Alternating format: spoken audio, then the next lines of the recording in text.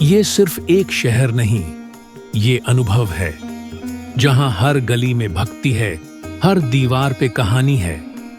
स्वागत है तमिलनाडु के दिल मदुरई में।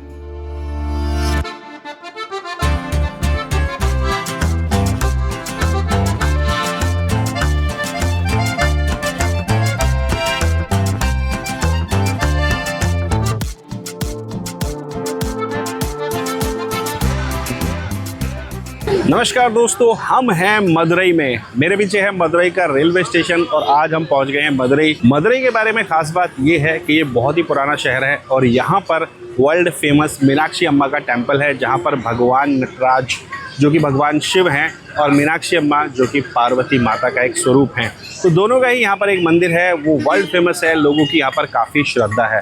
तो हम सिटी को एक्सप्लोर करने वाले हैं और कोशिश करेंगे कि सबसे पहले मीनाक्षी अम्मा टेम्पल विज़िट किया जाए, वहाँ का एक्सपीरियंस कैसा है वो सारा हम आपके साथ शेयर करेंगे।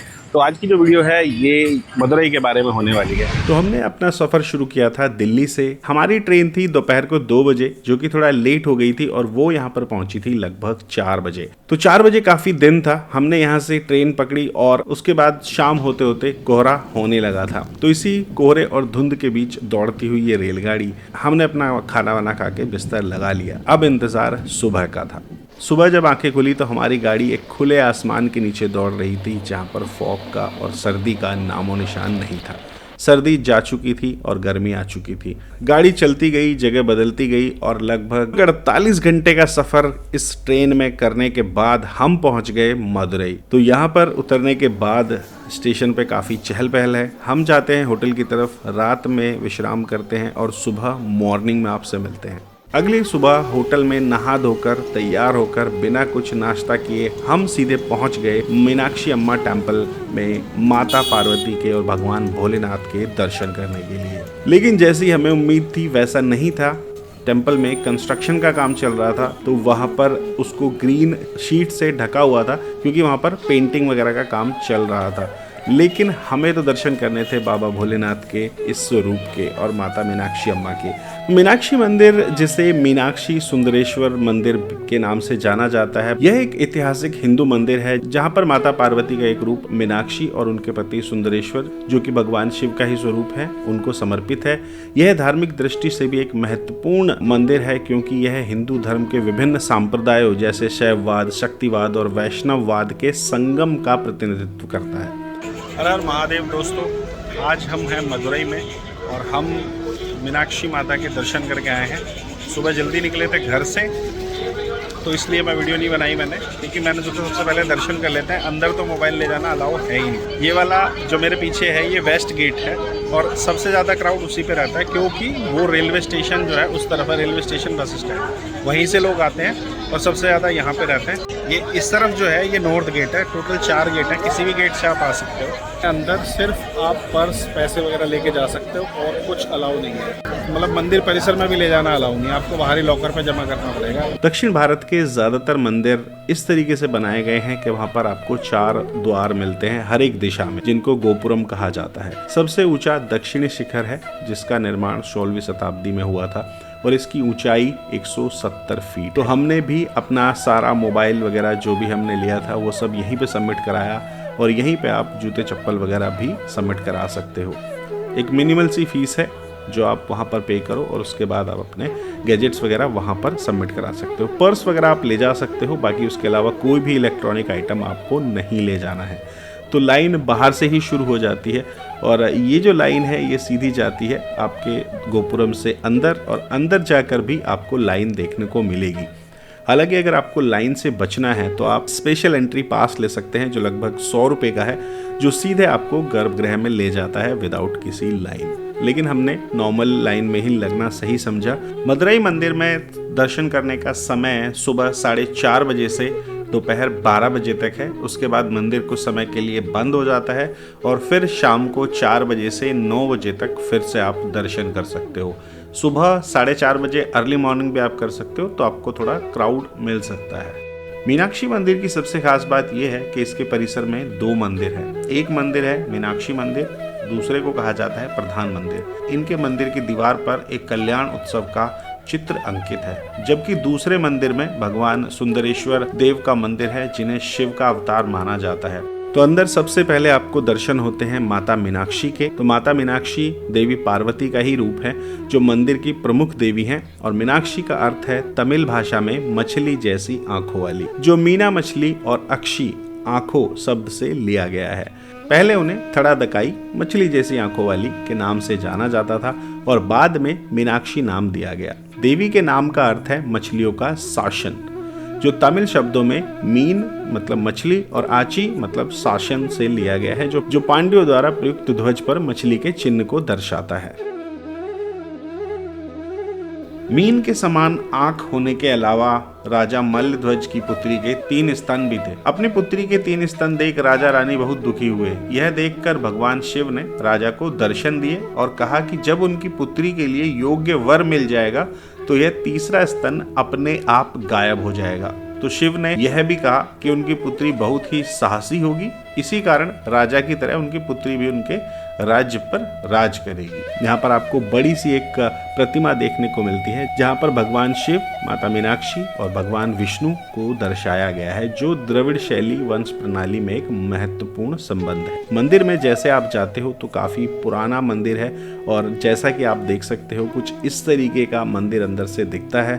हालांकि गर्भगृह में आपको मोबाइल कैमरा या कोई भी इलेक्ट्रॉनिक गैजेट ले जाना अलाउ नहीं है, लेकिन अंदर से कुछ इस तरीके का दिखता है। दक्षिण भारत के जितने भी मंदिर मैंने विजिट किए हैं, ज़्यादातर मंदिरों में क्या है कि आपको आजकल की एक मॉडर्न लाइटिंग देखने को नहीं मिलेगी। वहाँ पे आज भी गर्भगृह में दिए वगैरह जलाए जाते हैं और उन्हीं दियों की रोशनी में आपको दर्शन करने होते हैं। तो माता मीनाक्षी के बहुत सुंदर दर्शन हैं, आपको ध्यान से दर्शन करने होंगे, क्योंकि विद इन सेकेंड आपको कुछ एक सेकेंड का ही समय मिलता है, क्योंकि भीड़ बहुत ज़्यादा है। मीनाक्षी मंदिर के उत्तर में स्थित सुंदरेश्वर मंदिर परिसर का सबसे बड़ा मंदिर है और इसका प्रवेश द्वार पूर्वी गोपुरम के साथ ही है। इसमें एक लिंगम भी है, जो वर्गाकार गर्भगृह में स्थित एक नाग की पत्थर की संरचना के नीचे छायांकित है। तो यहाँ पर भगवान सुंदरेश्वर जो है वो नटराज मुद्रा में है और आप देखेंगे एक भव्य प्रतिमा है जिनके आप दर्शन कर सकते हैं।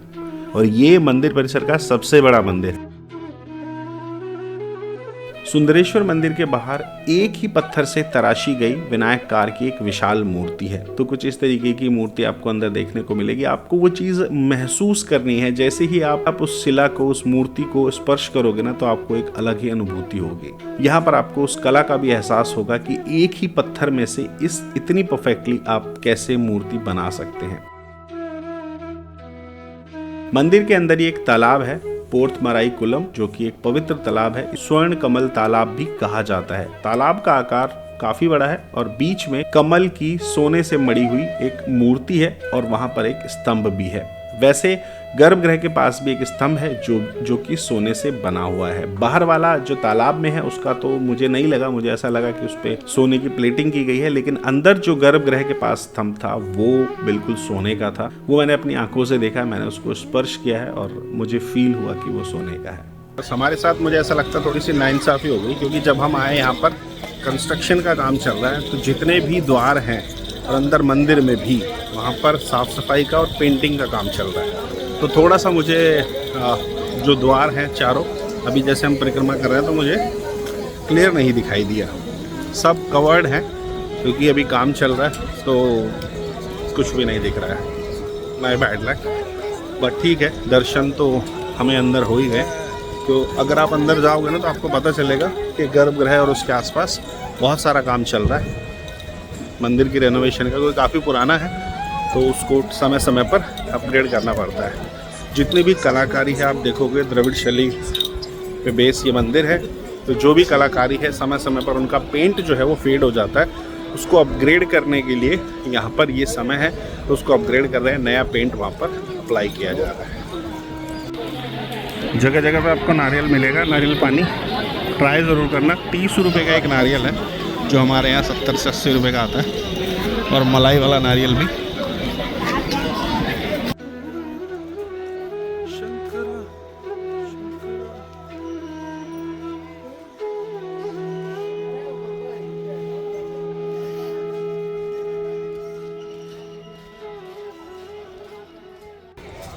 हर हर महादेव। मंदिर में अगर आप दर्शन करने आओगे ना तो कम से कम आपको 2 से 3 घंटे चाहिए, क्योंकि बाहर जो लाइन है वो तो है, अंदर गर्भगृह में अलग से लाइन है, मतलब वही लाइन चलती हुई जाती है। और जितने भी द्वार हैं हर एक द्वार से भीड़ आती है। अंदर जाके गर्भगृह में जाने के लिए सिर्फ एक लाइन हो जाती है मिल के। तो अंदर मंदिर के गर्भगृह में भी आपको कम से कम 1.5 से 2 घंटे चाहिए। तो मतलब टाइम निकाल के आओ। 4 बजे मंदिर फिर से ओपन होता है और मुझे ऐसा लगता है, क्योंकि अभी 5 बजे हैं हम यहाँ आए हैं, तो मुझे ऐसा लगता है कि शाम को भीड़ कम होती है। अभी यहाँ पर आसपास देखो बिल्कुल खाली है, भीड़ कम है। और इस तरफ भी अंदर हो सकता है भीड़ हो, और बाकी सारी चीज़ें मैंने आपको बता दी। आसपास बहुत सारे होटल, गेस्ट हाउस, लॉन्च वगैरह है। तो मतलब आपको 700-800 रुपये से लेके रूम मिल जाता है सिंगल ऑक्यूपेंसी। अगर आप डबल ऑक्यूपेंसी लेते हैं विदाउट एसी तो भी 800 रुपये में आपको मिल जाता है। विदेशी लोगे तो फिर वो 1500 के आसपास पड़ेगा। तो यहाँ पर ठहरने की व्यवस्था है। तो रेलवे स्टेशन से आप किसी से ही पूछोगे मीनाक्षी टेम्पल जाना है, ऑटो से भी आ सकते हो, वॉकिंग डिस्टेंस है। और यहाँ आसपास होटल वगैरह, लॉन्च वगैरह जो भी आपको चाहिए वो आप अपने हिसाब से ले सकते हो। खाने को भी अच्छा खासा सब कुछ मिल जाएगा। हमने यहाँ पर लोकल फूड काफ़ी सब ट्राई किया। बाकी अच्छे से दर्शन हुए हमें। बस आपको ये ध्यान रखना है, जब आप लाइन में लगे होगे ना तो आपको लाइन में चलते हुए ही दर्शन करना है। कोई ऐसा पर्टिकुलर स्टॉप नहीं है कि आप लाइन से जाओगे फिर आगे रुकोगे तब दर्शन करोगे। लाइन में लगे लगे ही आपको दर्शन करना है। और लगभग ये समझो कि गर्भगृह से जो आपका डिस्टेंस रहेगा वो कम से कम 40 से 50 फीट का रहेगा। तो आपको बहुत ध्यान से दर्शन करना है, वो पॉइंट मिस नहीं करना है। क्योंकि जैसे ही आप क्यू में बिल्कुल गर्भगृह के सामने पहुँचते हो तो आपको पुश करके साइड कर दिया जाता है। चाहे वो मीनाक्षी अम्मा के दर्शन हो, चाहे वो भगवान शिव शंकर के दर्शन हो, तो दोनों ही जगह आपको ध्यान रखना है। क्योंकि आप इतना 3-4 घंटे लाइन में लग के आए हो तो आपको बिल्कुल ध्यान रखना है। लाइन में लगते लगते ही जैसे ही आप गर्भगृह के पास जाओगे आपको दर्शन करना है। भगवान शंकर के दर्शन होंगे, माता मीनाक्षी के दर्शन होंगे, और बाकी जो कथाएँ हैं वो मैं आपको बता दूँगा।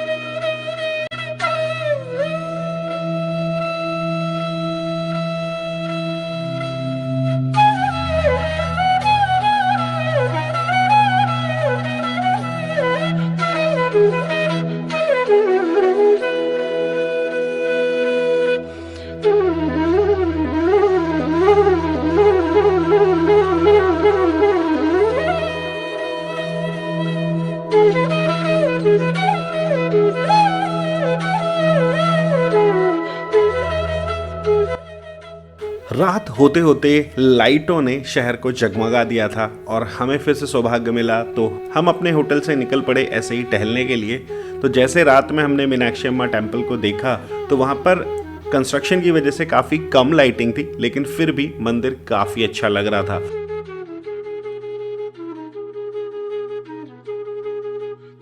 आसपास की मार्केट भी फुल फ्लो में चल रही थी। तो जैसा आप जानते हैं मदुरई कभी ना सोने वाला शहर है और रात में भी यहाँ लाइफ काफ़ी हैपनिंग है। तो रात में अगर आप ऐसे ही टहलना चाहें तो टहल सकते हैं। हमने सोचा रात हो चुकी है तो क्यों ना डिनर का प्लान किया जाए। तो यहाँ पर मैंने देखा कि 3 लेडीज़ मिलकर एक कार्ट चला रही है। एक छोटा सा सेटअप है जहाँ पर इडली, डोसा, सांबर, वड़ा, ये सारी चीज़ें वो लोग बना रहे हैं। तो यहाँ पर हमने भरपेट खाना खाया, मतलब 2 प्लेट डोसा, 2 प्लेट इडली, वड़ा वगैरह उसके साथ, और बहुत अच्छे से प्रिपरेशन थी और काफ़ी अच्छा लगा और काफ़ी रीजनेबल भी था। हमने जम के खाया और हमारा बिल ओनली 2 लोगों का 160 रुपीज़ था। तो काफ़ी रीजनेबल ऑप्शन था। खाने के बाद अब बारी है कुछ मीठा खाने की, जैसे कि मैंने दिखाया दुकान में, और रामदेव के नाम से दुकान। तो ये है मिल्क हलवा, बेसिकली मिल्क केक का ही कुछ, आई थिंक वैसा ही कुछ है। दूध को अच्छे से पकाया हुआ है, तो खोआ बना हुआ और वो मीठा है।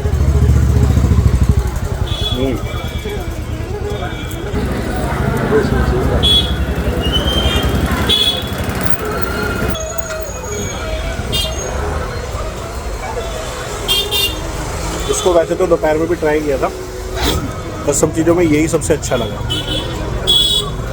मैसूर पाक भी ट्राई किया था बट वो उतना टेस्टी नहीं था। पीछे शॉप दिख रही है, ट्राई कर सकते हो। और इसके बाद हम लोग चलते हैं होटल की तरफ। कल सुबह हम निकलेंगे रामेश्वरम के लिए और वहाँ से शुरुआत होगी एक नई जर्नी की और एक नई वीडियो की। वीडियो अगर आपको अच्छी लगी है तो वीडियो को लाइक करिए, चैनल को सब्सक्राइब करिए और देखते रहिए। हर हर महादेव।